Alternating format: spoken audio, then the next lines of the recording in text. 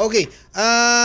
Sir, gaano po ka-importante yung pagkilala ng mga historical landmarks na ito?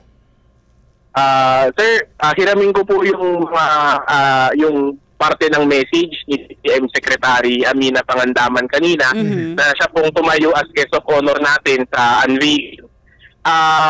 Napakalaking bagay po na magkaroon po ng recognition ang Muslim sa loob ng kasaysayan ng Pilipinas.